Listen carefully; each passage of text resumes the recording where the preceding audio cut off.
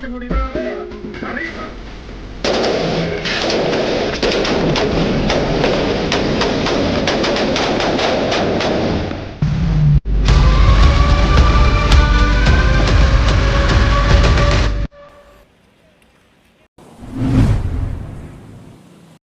Di dalam dunia kartel, tidak semua nama menjadi legenda karena kekuasaan.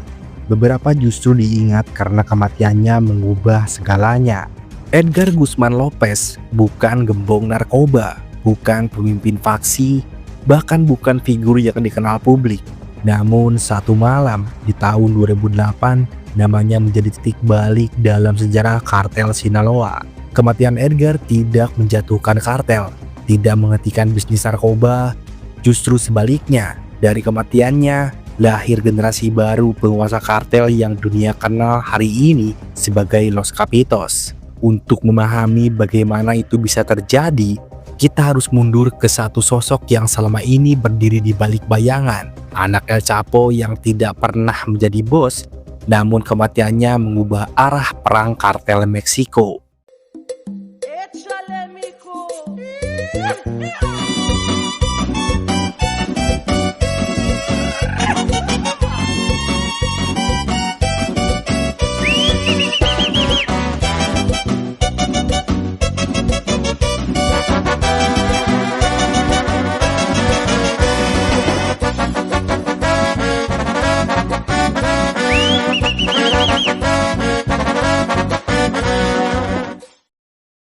Edgar Guzman Lopez bukan nama yang sering muncul di media. Bahkan di dalam lingkaran kartel Sinaloa sendiri, sosoknya cenderung berada di balik layar. Ia adalah anak Joaquin El Chapo Guzman, hasil pernikahannya dengan Griselda Lopez Perez. Artinya, sejak lahir, Edgar sudah berada di jantung kekuasaan kartel terbesar di Meksiko. Ia tumbuh di lingkungan yang tidak biasa. Bukan sekedar keluarganya kaya, tapi keluarga dengan pengaruh, jaringan, dan kekuasaan yang menjangkau lintas negara. Nama Guzman sendiri sudah menjadi simbol.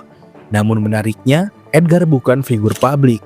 Ia tidak tampil di media, tidak dikenal luas oleh masyarakat, dan jarang disebut dalam pemberitaan besar kartel pada masanya. Ia hidup di antara dua dunia sebagai anak dari salah satu gembong narkoba paling berpengaruh di dunia, namun tetap berada di balik bayang-bayang sang ayah. Keberadaannya lebih dikenal di kalangan internal kartel, bukan sebagai sosok yang haus sorotan, melainkan sebagai bagian dari garis keturunan yang otomatis membawa status sekaligus resiko. Untuk memahami posisi Edgar Guzman Lopez, kita tidak bisa menyederhanakan struktur keluarga El Chapo, karena kenyataannya tidak semua anak El Chapo lahir dari ibu yang sama. Justru disinilah letak perbedaan peran dan dinamika kekuasaan di dalam kartel Sinaloa. Joaquin El Chapo Guzman memiliki beberapa anak dari hubungan yang berbeda. Namun, ada 5 nama yang paling sering muncul dalam narasi kartel dan penegak hukum. Mari kita petakan dengan sangat jelas. Dari Alejandrina Maria Salazar Hernandez, istri pertamanya, El Chapo memiliki 2 anak yang kemudian dikenal publik, Ivan Archipaldo Guzman Salazar dan Jesus Alfredo Guzman Salazar. Sementara itu, dari Griselda Lopez Perez, El Chapo memiliki anak-anak lain, yaitu Edgar Guzman Lopez, Ovidio Guzman Lopez, dan Joaquin Guzman Lopez. Artinya, Edgar adalah saudara kandung Ovidio dan Joaquin Guzman Lopez, namun saudara tiri dari Ivan Archipaldo dan Jesus Alfredo. Inilah poin penting yang sering keliru dipahami. Kelima anak ini sering disebut bersama dalam satu narasi, padahal mereka berasal dari 2 garis ibu yang berbeda.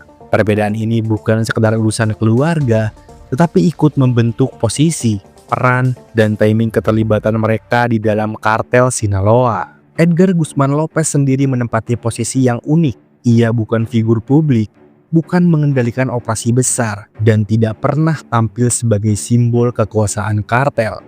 Berbeda dengan Ivan Archipaldo dan Jesus Alfredo yang sejak awal lebih aktif, lebih terlihat, dan perlahan membangun struktur sendiri. Jadi meskipun mereka semua adalah anak-anak El Chapo, mereka tidak berdiri di posisi yang sama.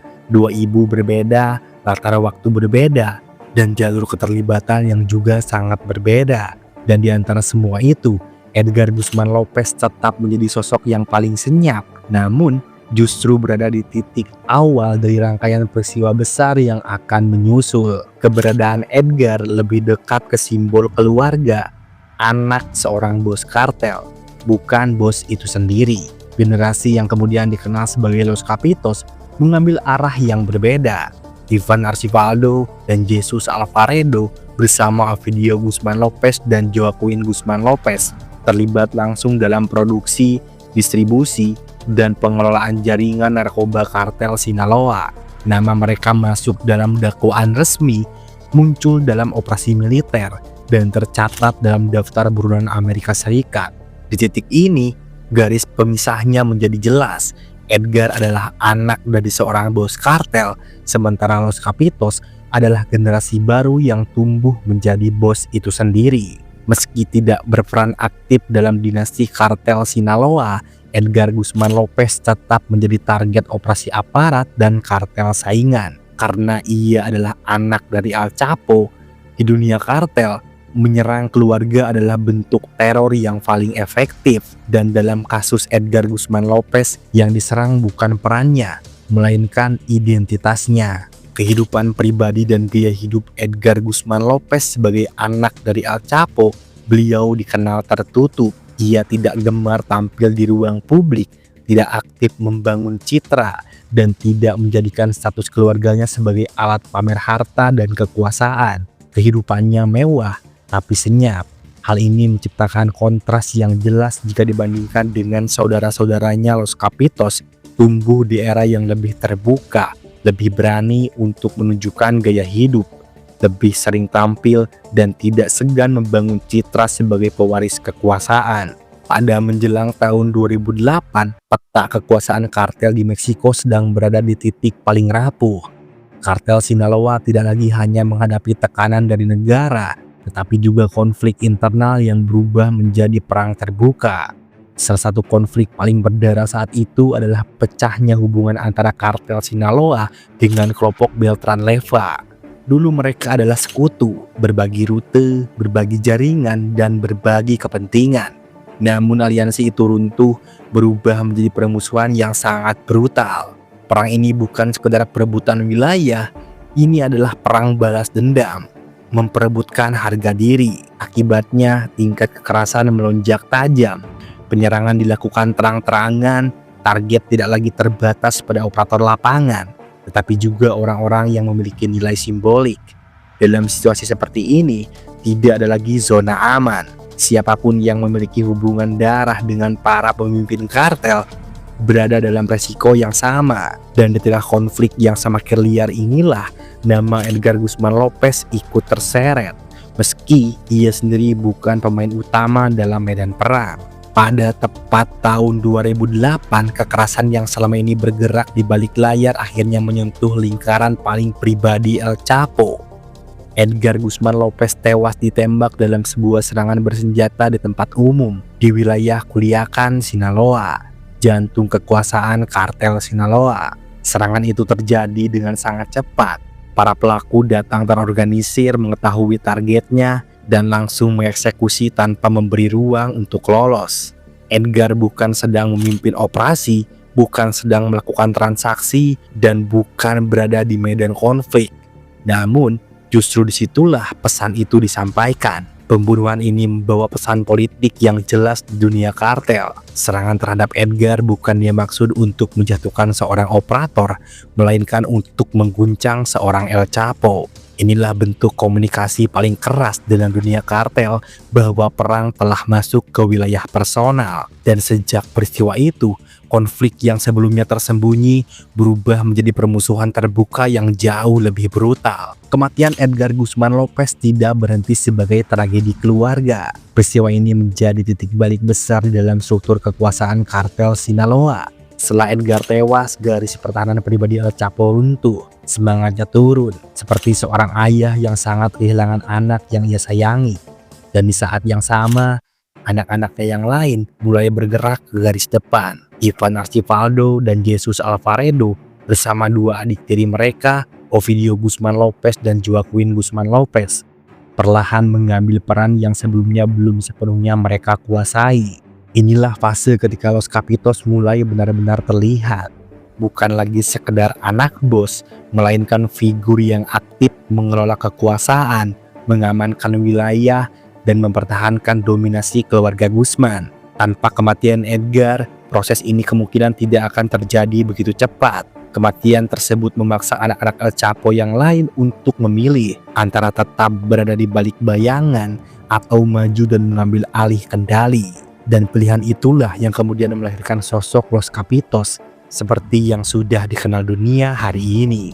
Setelah kematiannya, Edgar Guzman Lopez tidak hanya dikenang sebagai korban perang kartel.